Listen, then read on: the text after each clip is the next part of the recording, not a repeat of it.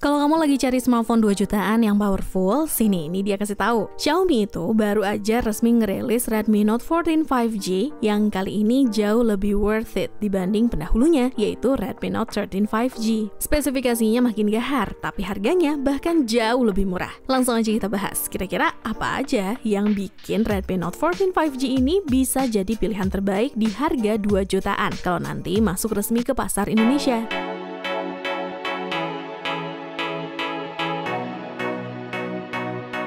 Tapi seperti biasa, disclaimer dulu nih. Kalau video ini bukan hasil review kita pribadi ya guys, tapi ini dia ngambil informasi dari beberapa sumber ataupun KOL luar yang sudah terlebih dahulu mencicipi Redmi Note 14 5G ini.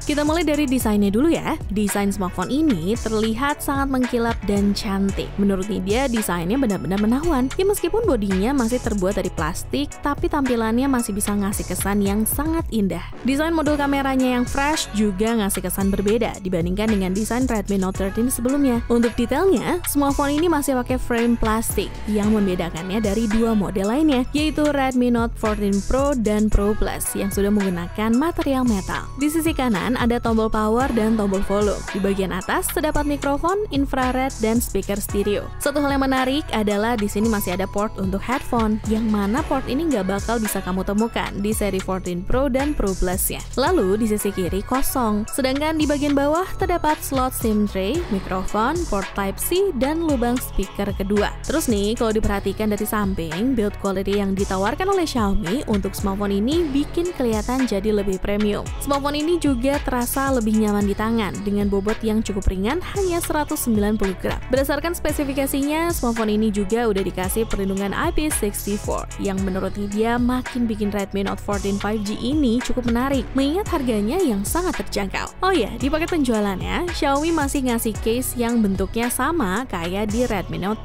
13 sebelumnya. Ya, meskipun casingnya masih sama seperti sebelumnya, tapi soal kualitas untungnya tetap dijaga dengan baik dan tidak mengecewakan.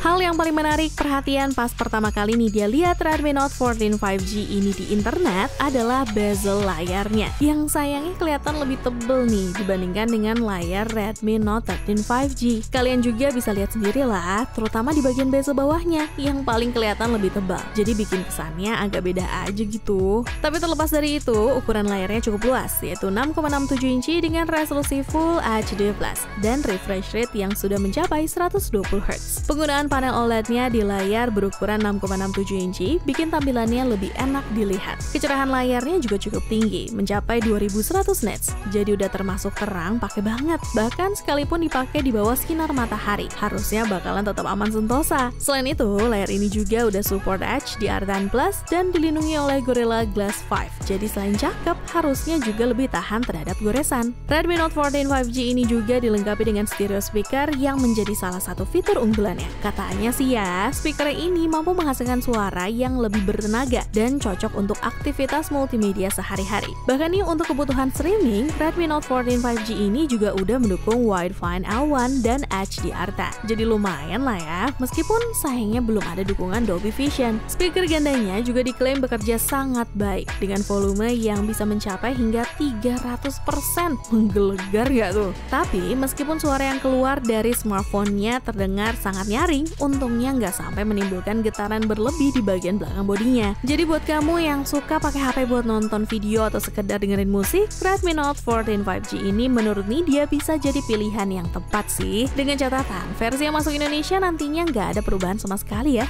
Soal performanya, meskipun di atas kertas Redmi Note 14 5G ini pakai chip yang lebih baru dan lebih powerful, yaitu Dimensity 7025 Ultra, tapi secara AnTuTu benchmark dari yang Nidya cari-cari sih, ternyata skornya masih nggak beda jauh nih dari Dimensity 6080 sebelumnya. Skor AnTuTu-nya itu ada di angka 460 ribuan poin. Nggak jelek sih, cuma untuk kategori smartphone 2 jutaan di 2024, skor segini tuh udah termasuk kategori biasa aja. Udah nggak sewah itu lagi. Bahkan nih, ada reviewer luar yang udah coba pakai Redmi Note 14 5G ini dan malah nemuin sedikit lag. Tapi untungnya nggak ada gangguan sama sekali di layarnya. Pemindai sidik jari di bawah layarnya juga alhamdulillah berfungsi dengan sangat baik. Terus enaknya nih, kalau dibandingin sama Redmi Note 13 5G sebelumnya, kapasitas baterai di Redmi Note 14 5G ini sekarang jadi sedikit lebih gede, di angka 5110 mAh. Dukungan chargernya sekarang juga dikasih yang sedikit lebih ngebut nih, jadi 45 watt. Terus kalau bicara soal fotografi, kamera utama di Redmi Note 14 5G ini secara kasat matanya nih dia sih juga masih terlihat bekerja dengan sangat baik. Kamera belakangnya beresolusi 50 megapiksel. Meskipun sayangnya untuk perekaman video maksimal cuma mendukung hingga resolusi 1080 piksel 30 fps baik di kamera depan maupun belakang. Ya meskipun harapan Nidya paling enggak bisa ngerekam di 60 fps, cuma kalau ngelihat dari sampel-sampel foto dari YouTube luar sih jujur malah Nidya cukup terkejut ya. Gak nyangka aja gitu kalau kameranya bisa sebagus ini untuk sekelas smartphone dengan harga yang cukup terjangkau. Hasil foto dari kamera belakangnya sangat detail, terutama dalam mode potret. Separasi backgroundnya terlihat rapi dan detailnya juga terlihat sangat baik. Hasil selfie-nya juga bisa dibilang juga cukup mengesankan, bahkan sekilas malah kelihatan kayak hasil selfie smartphone flagship loh. Agak lebay sih emang, tapi at least ini hasil yang bagus. Semoga nanti pas masuk resmi ke Indonesia kualitas kameranya tetap kayak gini deh. Fitur kameranya yang lain juga terbilang lengkap, mulai dari mode portrait, mode malam, panorama, slow motion, time lapse, ada pilihan watermark, sampai tools ringan buat editing langsung di smartphone juga masih ada. Nidya pribadi sih cukup suka ya dengan Redmi Note 14 5G ini, tapi ya tetap kita lihat nanti dulu. Kira-kira masuknya ke Indonesia smartphone-nya sama nggak nih kayak gini? Atau malah beda? Terutama soal harganya. Nah, kalau yang Nidya cek di website Xiaomi Cina, uniknya ternyata Redmi Note 14 5G ini harganya tuh cuma mulai dari 1099 yuan aja loh. Kalau dirupiahin harganya mulai dari 2,3 juta rupiah aja. Jauh lebih murah dibandingkan Reno 13 5G yang saat awal rilis di Indonesia kemarin harganya tembus 3 jutaan. Bisa dibilang harganya ini malah setara dengan Redmi Note 13 yang versi 4G. Gokil banget kan?